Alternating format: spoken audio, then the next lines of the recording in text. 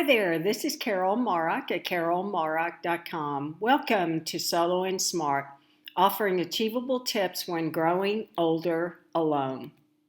And in the last video, I talked about the different ways to develop self-efficacy, and I talked about learn healthy independent strategies, to volunteer, to learn self-management in terms of self-care, leveraging technology, and filling the gap with volunteers, family, friends, and other connections when you need help at home.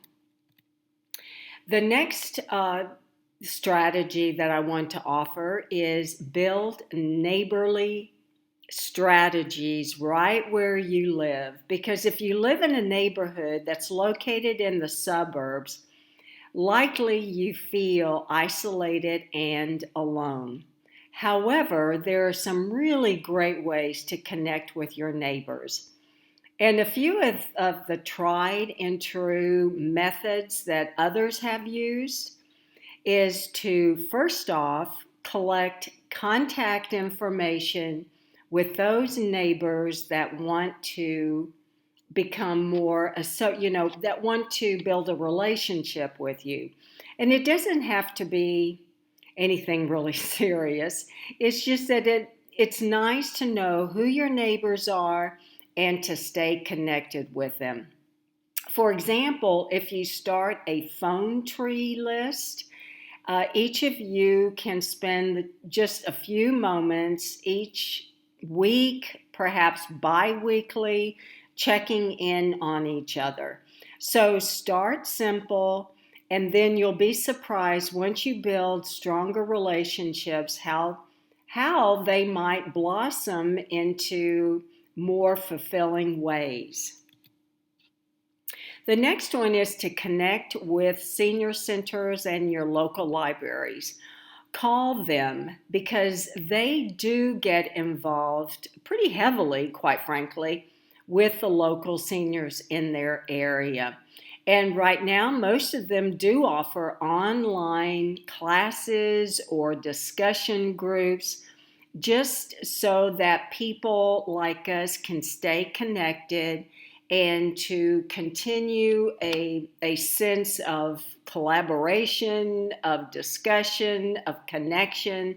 So check with your local senior centers and libraries for the programs that they may be offering right now. As a matter of fact, I do know a few national senior centers that offer weekly walks and hikes, yet at the same time practicing social distancing. So, and another thing is to build social support systems right where you live. And some local resources could be go online to auntbertha.org. That's a great resource to find out what nonprofits are in your local area and the things that they can offer in terms of helping to create a sense of social support, as well as connecttocare.org. And that is created by AARP, and that too offers a local directory. And then you can also reach out to the local adult daycare centers, other community teams that provide medical, functional, and social support needs. And then there are partnerships like senior agencies, the Department on Aging. A wonderful program is Meals on Wheels and Friends of the Elderly. Now remember, all of these or most of them are non-profit organizations, and they do rely pretty heavily on volunteers. So if you have time and would like to give back to your local community, consider becoming a volunteer for any of these programs. And lastly, connect with your faith organizations, the local churches, synagogues, mosques, and other nearby faith organizations. Most of them do offer volunteer services, and if you are able, again, volunteer to help out with some of their programs. And that's a great way to build friendships within organizations, because that's the key, really, is to build friendships and relationships, because when you give back, or when you give, normally it's very easy for others to give back to you. So those are a few ways to create your own neighborly and community type of support and connections.